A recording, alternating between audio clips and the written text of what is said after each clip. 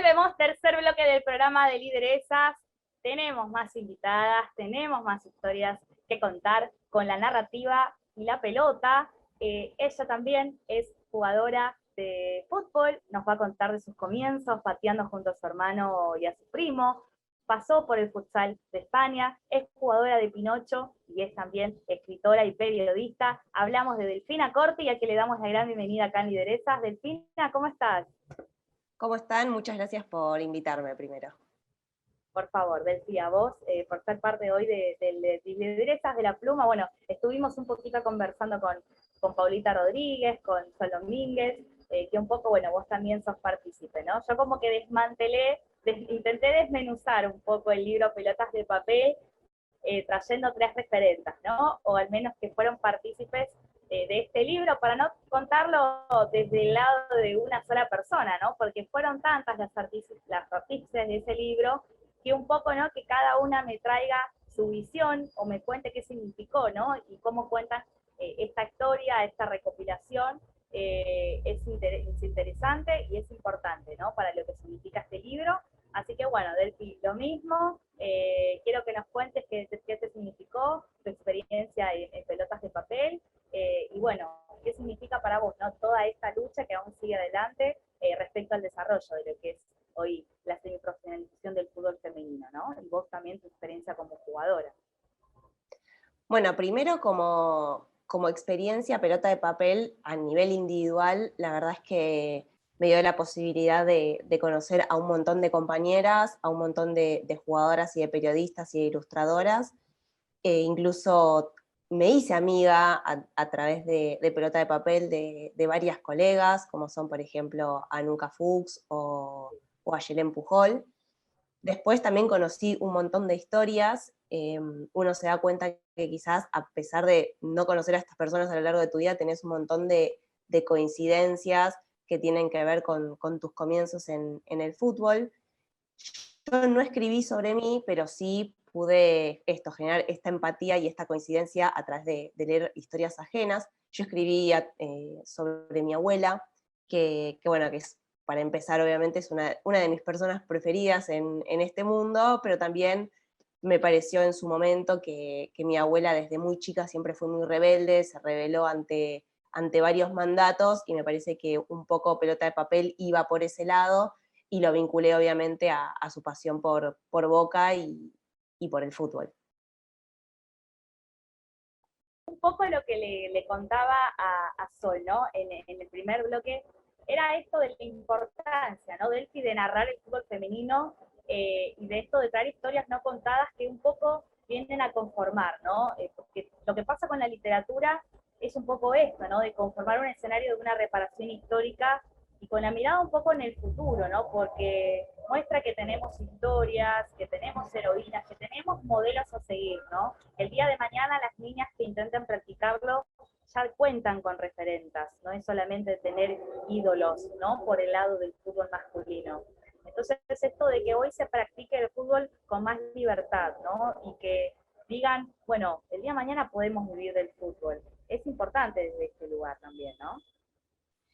Sí, primero el tema de las referentas me parece fundamental, me parece también muy importante haber recuperado esa historia que existía, pero que obviamente nosotros no la conocíamos porque nunca se había visibilizado, como es el caso, por ejemplo, de las pioneras del Mundial 71, así como también existió en Argentina. Uno se pone a averiguar y es un dato histórico en donde también en la década del 70 en varios países existieron pioneras que también no fueron visibilizadas, como por ejemplo es en España el caso de Conchi Amancio, que es una jugadora que incluso fue una jugadora profesional, que fue a jugar a Italia y le pagaban por jugar al fútbol.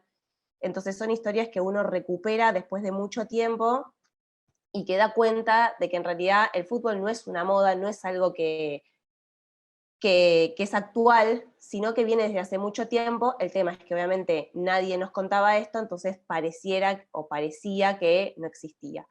Hoy varias chicas tienen la posibilidad de tener referentes mujeres, tienen la posibilidad también de, que no es un dato menor, de ir a escuelas de fútbol a partir de los 5 o 6 años, algo que en mi generación no existía, y sobre todo no existía el jugar con siempre jugaban con varones. Entonces esto también me parece importante porque una, por ejemplo, yo tengo 32 años, una llega a competir en ciertos momentos en donde se da cuenta que si uno no aprendió cosas cuando era chica, después cuando es grande es muy difícil de aprender, porque es algo lógico, nos sucede en todos los niveles, no solo en lo deportivo. Entonces me parece que está bueno que también que las chicas tengan esos espacios. Es un poco absorber, ¿no? La parte cultural, ¿no? Y esto que por ahí le contaba un poco a Paula, de tener un universo tan rico, ¿no? En donde este mapa del fútbol femenino, como lo llamamos, no sea solamente historias de mujeres que juegan la pelota, sino todo lo que hay detrás, ¿no? Esto de la fertilidad asistida, como contaba, digo, es importante, ¿no? Esto de la inmigración, ya sea de la familia, ¿no? Vos te sentís muy identificada con tu abuela y que también cuente, ¿no? Esta historia de la abuela fanática de Boca, digo, cómo enriquece toda esta parte cultural. Sí, y además me parece que uno cuando cuenta estas historias también da cuenta de lo que costó llegar a lo que se está logrando hoy. Igualmente, obviamente falta muchísimo para lograr, pero da cuenta también de eso, ¿no? De mostrar esas historias en donde quizás una no podía jugar a la pelota porque, no sé, su familia o porque la sociedad no se lo permitía, o desde aquellas que tenían que romper con ciertos mandatos cuando le regalaron una muñeca y decidían arrancarle la cabeza para jugar con eso al fútbol. Entonces son historias que lo que visibilizan es lo que costó llegar a donde estamos hoy, que es esto, que las chicas puedan decir quiero jugar al fútbol y que nadie se los cuestione. Incluso el otro día conocí en una charla con un colega, con un periodista, me decía, yo hoy siento que hay muchas más mujeres que juegan al fútbol que amigos míos. Es como que cuando veo amigas que me dicen, no, estoy yendo a jugar al fútbol o me junto a jugar al fútbol, me doy cuenta de eso, que en el último tiempo mis amigas juegan mucho más que lo que juegan mis amigos, y me parece que también es un espacio en donde las mujeres nos gusta encontrarnos, en donde durante mucho tiempo no nos los permitieron en realidad, o no sabíamos que teníamos ese lugar, y hoy lo sabemos y nos encanta y no queremos dejarlo y lo aprovechamos desde ahí. Hacer como esto, Delphi, de hay otros puestos, ¿no? En lo que el fútbol por ahí es una excusa para contar una historia donde el conflicto es personal, familiar o hasta social, ¿no? Porque hablamos de que nos encontramos con muchos libros que fueron recopilándose sobre la historia de la pelota y el cuento, ¿no? Y en esto te pregunto, ¿no? Como en tu rol de jugadora, Sí. ¿crees que todavía se habla de un falso amateurismo hoy con respecto a la semiprofesionalización del fútbol? ¿Crees que sos positiva en que el día de mañana ustedes las jugadoras puedan vivir esto? Bueno, primero es importante como separar quizás lo que es el fútbol 11 del futsal. El futsal en este momento en realidad no es semiprofesional, el fútbol 11 sí.